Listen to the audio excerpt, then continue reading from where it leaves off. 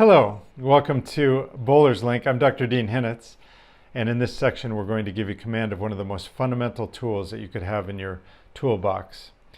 As far as the mental game goes, your thoughts are your destiny. It sounds like something out of Star Wars, but it is the truth.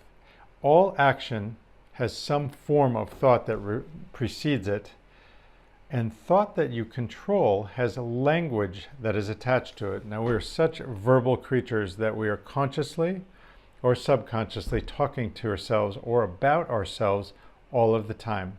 And as you think, at the most basic neurological level, it is changing your brain chemistry. Your brain chemistry is changing the coordination, the ease, the flow, and the strength of your body, and the kind of focus that you have in what you're doing. All self-talk in this game sort of splits into two categories. One category, those thoughts and those words that make you stronger, have more clarity, and focus your attention. And those thoughts or those words or those beliefs, all a belief is thoughts you continue to think, that disempower you, make you feel doubt in some way, or have you playing not to lose instead of playing to win.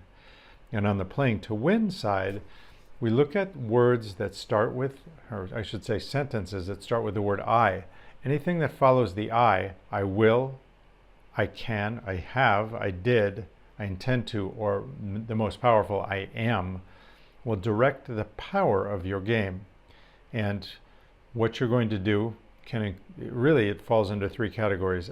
Here's where I'm going on the lane, here's my path, can decide some things about ball speed, but primarily, I'm here and I'm going there. You can decide some things about your body. Here's what I'm going to do. I'm going to keep my hands soft, or I'm going to stay balanced, or push on time. Some directive about action. Or third, some aspect of your character, your spirit, where you say, I am this, bold, focused, energized, committed, confident, fierce, focused, gutty, gritty, brave, whatever you would choose. You will want to have command of your language. On the other hand, athletes in general, and certainly athletes in our sport, often are self-punishing. On one hand, they may have passive language, like I hope this happens, I wish, or I pray. And these seem like positive words, hope, wish, pray, but they're passive. You're waiting for something to help you out. It's really different than I can or I will. Or worse, we'll focus on what we're afraid of and say, I hope I don't do that. Or after a shot, if you don't like what happens, some sort of punishing, self-statement that's either insulting or angry or hurt or scared. And anything you say that insults yourself probably has about 30 to 40 times the power to direct your next action than something that's neutral or just not spoken. What we do to control this is sometime before you have the ball in your hand is a statement. Here's what I am, or here's what I'll do. Body, spirit, or lanes. And you have it direct your attention before you have the ball in your hand.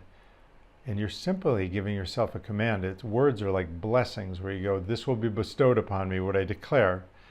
Repetition creates thought pathways, which is sort of as has been said, the mother of skill. What we repeat verbally becomes true. So if you say to yourself, whatever I say is coming true, know that's going to happen.